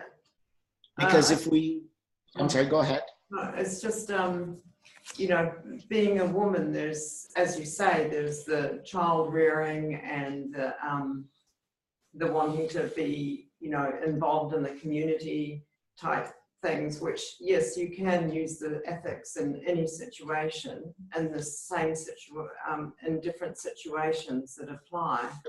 But yeah, I'm just going back to that, connecting to the community as being like, you know, being politically involved. And I know that you don't like politics mentioned, but as a woman, you know, being part of my community is important, which in itself is a political act. So I guess... Wait, that's not as a woman, Kathy. That's as you. Okay. Because there's a lot of women that don't need to be politically involved in the community. Well, I suppose it's an extension of the nurturing and of the home, really. No. That's your personal opinion. There's a lot of women who don't care. There are women who don't even care about their own babies. All right? That happens. So that's you. All right? Our ethics are about you being you and not making generalizations to all women or all people. Right? That's a form of prejudice in a way. Prejudice is a generalization. People who wear a hood, they're all criminals. People who dress in funny ways, whatever that funny way was, are all, oh my God, they're low class and what are they doing here, right? Those are prejudices, generalizations. So you have to, you know, keep us stuck. Now, the idea of the male and female being different species is very important part of the ethics, because a man has to remember when speaking to a woman that her values and interests are very different than his values and interests, and vice versa, all right? So we have to know the differences in, and it's in one of our other courses we call All Is Mine, the 3 types of people, which is emotional, intellectual, or moving center. You know, a person who is intellectual has to know that a person who's more emotional has to be or sees things differently. So in our ethics, when we remove prejudices, we also remove the view that everyone is just like me. And that's why I speak about men and women being different species, because then you say, you know what, men and women, we actually do think and see things differently. And so that's part of opening your mind and being in harmony with all people. When you allow everybody, every individual to be unique, and you focus only on you changing you, never concerned with another person's change. Only you change you. You are all the problems in your life. All the problems in your life are your own fault. All your experiences are your own fault. You are the only one that you should be concerned with. Everyone else, let them do their own thing. Only concerned with yourself. So anytime you speak about other people or the politics or the communities, all of that are distractions from reflecting and changing yourself. That's why I don't like to get involved in any of those things. Okay. All right. Who else? Something I just made me realize, the most important ethic is possibly the first one, if I could just say that. Take It is. everything that happens to us. And one instance was, I was, as a contractor, you have to find work day by day and such. And I sent a very clear text message to a client who was going to employ me for a job in a week's time. And I'd already told them in person a few weeks ago that I was available on one day but not the other. And I just said, just to reconfirm that I am available on this day and not this day. They mixed it up. And they already booked someone on the day that I wasn't free. And on the phone, she was completely just blasé about it. Like, what's the big deal? No, we can't change it. And I thought immediately, because of this ethic, maybe not immediately actually, but very soon after, I realized that was entirely my fault. Something as important as a job, for example, easy to computer text. You've often said one word can change the whole meaning of a text. I am not free. So I just thought, once again, this is really exciting in a way that on this level I can see all my mistakes are caused by myself, or I'll continue to see that, I guess. Well, did you review the text and communications you had with the client to see if you were really clear, or did you put it wrongly? No, I did put it correctly. I did. Did you give your text to anybody else to read to see if it was clear to anyone other than you? No, I will do that after this meeting. Yeah, that would be important to make an objective test of were you really clear or not.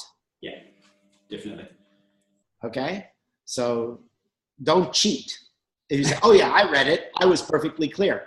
Yeah, it was clear to you, but wasn't clear to anybody else, right? So this is also very important. We have to, when judging things, get somebody else's opinion. Thank you. Okay. Good. Okay. What else? Who else? Jump in, anyone. Otherwise, I'll just keep on talking. The one about never disregard another person has made me so anally retentive when I'm in the car now. If I am 1 second too late when a light goes green, I'm feeling bad. I'm like, shit, I need to wait a second. It's probably cursing me already. And it's just made me more responsive, even just as a driver, because I think that's, you've said before, possibly just such a massive part of our day, really, and our behaviour and our code of conduct and manners as a driver has such a bearing. Yeah, I mean, there's one rule that I break often, I must admit, the T2 lane in Auckland. If you've got two people in the car, you can go on a T2 lane. There's almost no one in these lanes, and there is a traffic jam for a kilometre in the other lane. I'm like, who's this going to hurt? I'm going to go on the T2 lane. And I think people that see me probably curse. So in a way, I'm causing them distress. Those people I see them driving, you bastard. Yeah. So you obviously haven't been caught. But this is actually a genuine question. Is that wrong to do? No, you said who's... Sorry? You said, who's this going to hurt? Did you actually answer that question? That's true. I did hurt people. They saw me, they cursed. Do you? No, that's not what I mean. Okay. Who could this hurt? Objectively, no one. The ego there, excuse me. The ego, I might hurt. I have another view, if I may. I think you are hurting yourself because you're exposing you to some repercussions if the police caught you, or if you actually got an accident. That's the right answer. That's exactly what I was trying to get you to think. Who could this hurt? You, because you're going to get a fine. You're going to get stopped, waste time, get a fine, waste money. Very good. Yes, exactly right. There's a smart guy. Ultimately, you might be out of business for a while because they can take your driver's license, and then that's pretty bad. It's been the Boston like T3, right? Yeah. That's right. Now there's somebody who's thinking, and there's somebody who isn't. Okay. Yeah. You see, Andy, you didn't think very far. I'm aware of the repercussions of the fine of the camera. I'm looking for the camera. But yeah, I couldn't. You said, who could this hurt? Yeah. And you didn't think very far. You didn't think about how it could hurt you. Also, if you know, I guess if we think we're an honest person, like you were saying, then how honest is it by doing something that you know is dishonest? Correct. Yeah, it's conscious, I'm sure, probably. Yeah. Yeah, that's another level of hurting yourself as well. Yeah. Exactly. Yeah. Because when you say, I am a law-abiding citizen, yeah, I am an honest, responsible, law-abiding citizen, you're lying, and your subconscious knows it. And that eats away at your self-esteem. Mm-hmm. And every little bit of your self-esteem that is eroded in this way makes you say, do you think I'm stupid? Do you think I'm an idiot? Anytime we're feeling attacked is because our self-esteem is not impeccable. All right? And that's the human machine. So anything you do wrong eats away at your self-esteem, and every little bit of self-esteem that is eaten away makes you defensive and fearful, and therefore subject to feeling attacked. But if you are impeccable in your action, your self-esteem is perfect, you have no weaknesses, no fears, no guilt, then no matter what anyone says, it is always about them, their problem, and never taken personally. And if it cannot affect me personally, I don't get upset. And you can do anything you want. Thank you. That's great. So you see how all of this works together to really change your experiences in life. And then, of course, if you don't get upset, then they feel more comfortable and they don't have to be as stupid trying to prove that they're good. Thank you. Very good. Yeah, but I find it's really helpful with all the ethics. You mentioned 3 or 4 examples for a couple of ethics today, and they're examples I never would have considered. And I think it's really helpful, obviously, for human beings to have examples, because we won't be able to conceive of all the possibilities where, for example, where we can hurt someone in this regard. So I don't know, I might just throw it in there. It could be an idea to add that to the. No, but that's what I said, Crystal. You guys got to actually do the work and then come and talk about it so that I can come up with the examples. Don't make me do all the work. You're now telling me I should come up with examples and write it out and put it on the website or something like that. Why should I do all the work? It's your life. You do some work. I'm taking my time to be here. If you will put in effort, do the ethics, and come with your questions, and then I can give you examples based on that. But don't make me do everything. Don't put all the responsibility on me. I've got to take responsibility. I'm not sure if you know what I mean. I mean examples like watch when you're driving who you affect, and yes, yeah, various other actions and things. But how much more do you want me to do? I've written the ethics. I've written the exercises. Now you go do them. Tell me your results, and then I'll give you more examples. Okay? Don't ask me to expand it more. I'm asking you to put in the effort to do with what I've given you. What he means, please put it in more perspective is not example, it's more perspective. Yeah, I think. Yeah, but how much more? Okay. That's why I'm saying you do with what I've given you. Work with what I've given you. Come and talk to me. Tell me how it went, and then I'll give you more perspective. It's like I've given something. Now you work with it. You give me back something else. Then I'm going to give you more. Okay? Yeah, okay. Don't worry. We're talking about 2 different things. Okay. I'm sorry. I'm not getting it. Yeah. I'm just used to you always asking for more and more. More examples. No, like, okay. You know, one of the ethics is be considerate. I don't know the exact words, but you know, be considerate not to hurt other people. Okay. The example of driving, being considerate when you're driving and how your actions impact others. Like, I would never have conceived of that example, something to watch for. Right. I might watch for different little things, so it would be nice. I mean, all of us might have various events or experience that is something Okay. that others might not think of. So I'm just thinking it might be a good idea as time progresses to include in the book different examples of things to do. Then I'm going to end up with something as big as the Bible.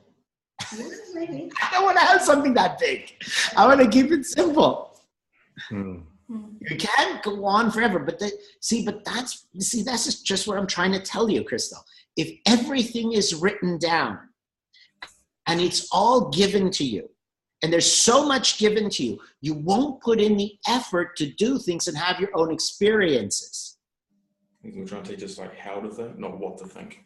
Yeah, rather than be aware of the. Sorry to interrupt, but what I'm thinking, rather than be aware, this is the ethic, and try to pay attention during your day and discover something like she experienced. Exactly. If you just read it and swallow it as a pill, probably even that way you won't absorb it so much because it's given to you rather than you being actively thinking and trying to discover through your life. I guess that's the point. And then when you are thinking aware and we come here and we talk and they say, you saw another point that I didn't think, but you've been already actively thinking rather than just read a recipe beforehand and just not absorb it, maybe. I think that's the whole point, isn't it? Exactly. Yes, the both of you gentlemen have said it exactly right. See, the problem with a human being is that when you know something, you don't learn. So if I were to write out every example or every possibility, your intellect reads that and says, oh yeah, okay, I know that. Now you won't experience it. Okay? And that's why when I'm saying, Crystal, is don't ask for other people or to have things spoon-fed to you.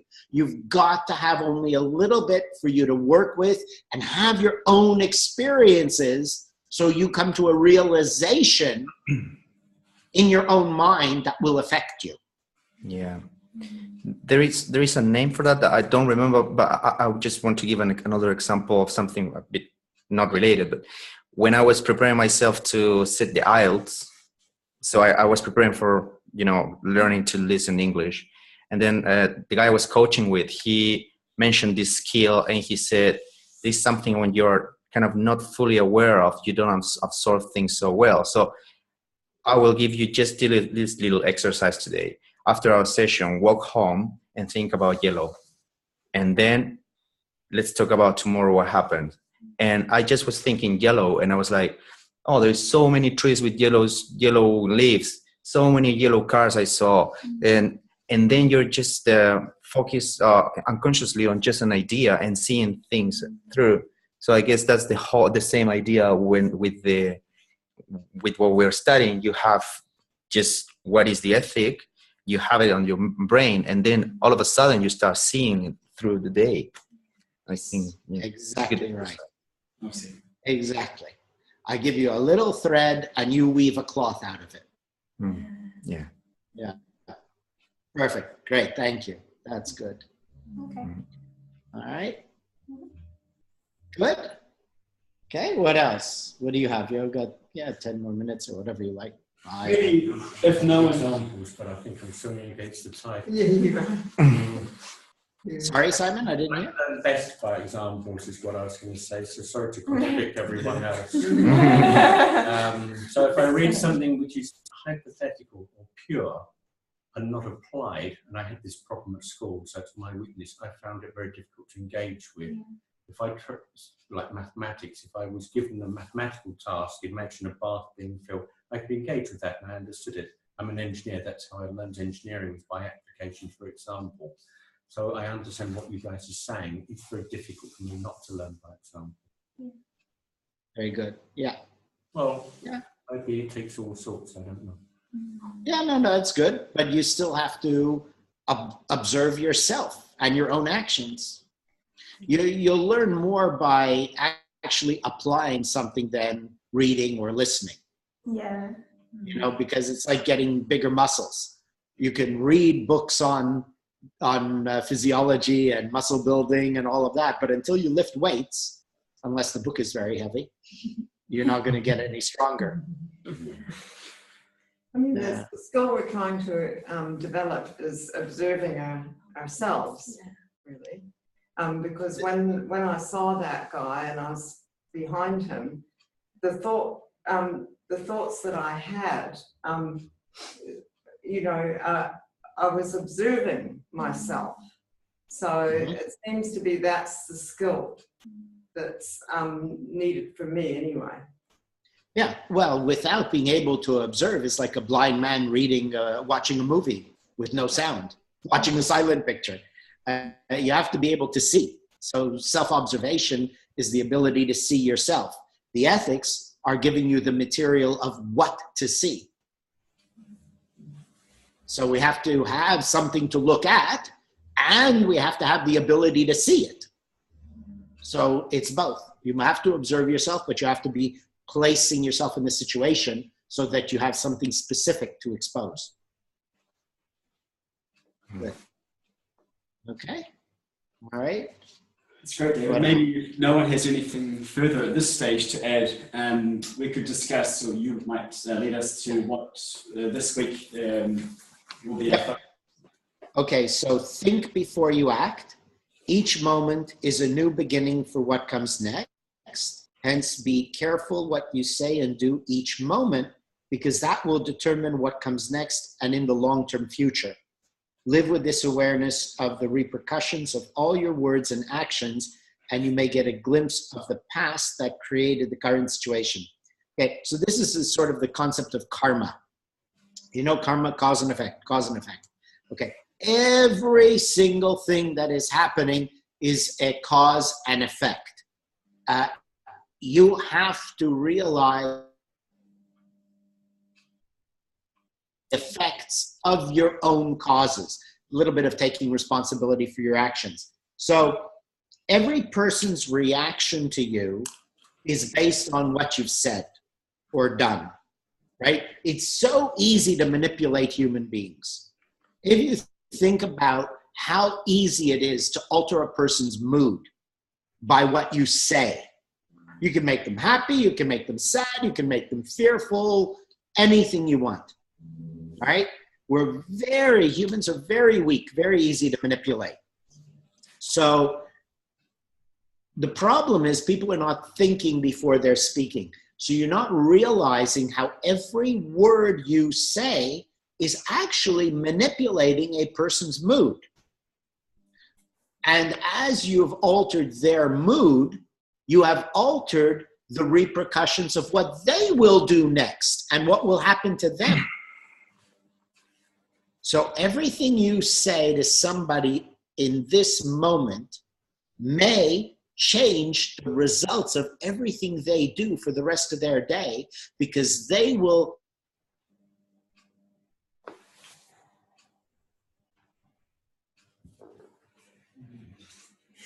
It's gone.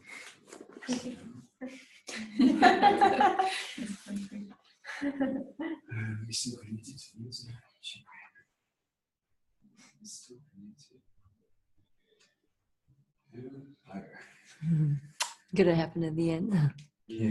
Can you reconnect? Like, cut it off and reconnect? No, it's different from Skype. It's always on. So if he's disconnected, he'll rejoin.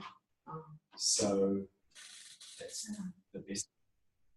Okay, it's back again. Okay. All right. Can you hear me now? Yes. Yeah. Okay, great. So you go to Starbucks and there's a very nervous young kid whose first day there, and they screw up your drink and you give him shit, angry. Now you've made that kid even more nervous, and that kid's going to screw up the next person's drink and the next one and the next one and lose their job. But if they screw up your drink and you go, oh, it's okay, I remember my first day on my job and I remember being young and this, you've encouraged them, and now they have a little more confidence and they'll do a better job for the next and the next and the next customer. Okay? So you see the idea of everything you say will have repercussions for everyone you talk to through the course of their entire day, and maybe more than that. If they lose their job, even, it could be a lot worse than that. So this ethic is to think before you act, before you say anything, before you do anything, as much as possible, and consider the possibilities of how you can affect another person with what you say. And actually deliberately try to influence people when, for example, in Starbucks, you're there, the person's nervous, and you're just like, yeah, sure, give me the drink, here's your money, thank you, goodbye. You could normally, you wouldn't have any reaction. You would just go through, robotically, right? But what I'm saying is now put in deliberate effort to try and alter everybody else's day. So put in effort to say something to make someone feel good. Put in effort to make somebody smile if they're not smiling. And if you're a nasty kind of person, put in effort to make them miserable. Okay? If you've got an evil streak in you, But to, instead of just going through robotically, consciously put in effort to alter everybody's day that you're interacting with as much as possible. All right? And it's a little bit of like Andy with his driving. When you're doing that and you're so careful of 1 second too late, it's forcing you to be present, to be conscious of yourself. Or in looking for yellow, you now have to be awake instead of going through life in a sort of comatose state. Okay? So thinking before you act, try to deliberately affect as many people as possible through the course of your day. All right, and the other one, so we picked 2 ethics. You can pick others if you want to, but we try to focus at least on these 2. The other one is, or first, are there any questions, or is that pretty clear of what to work on? Okay. All right, so the other one is watch your thoughts, words, and actions.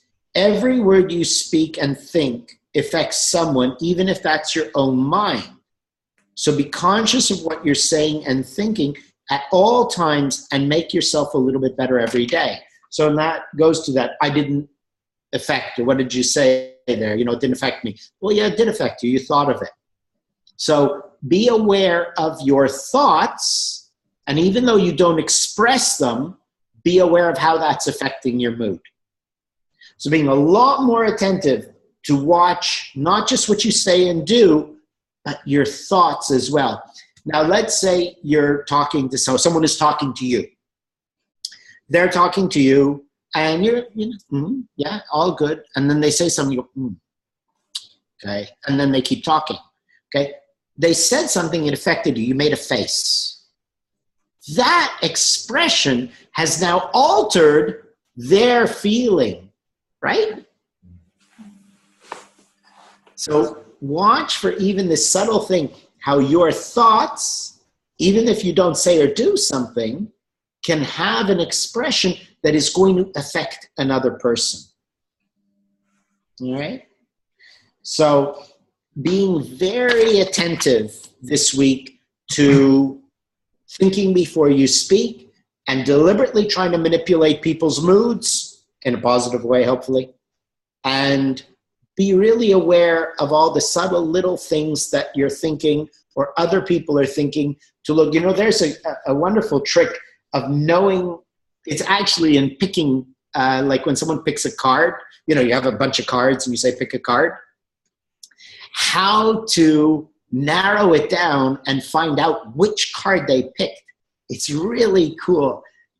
You ask certain questions and you look for things as subtle as if they blinked, a little twitch in their eye, okay? And you can actually find out which card they picked by eliminating the others.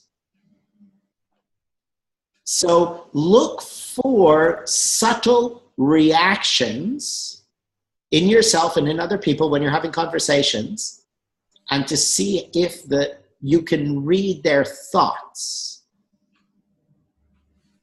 All right, I'll just leave it at that. But it is actually possible to know what another person is thinking if you're very attentive to minute physical expressions and reactions.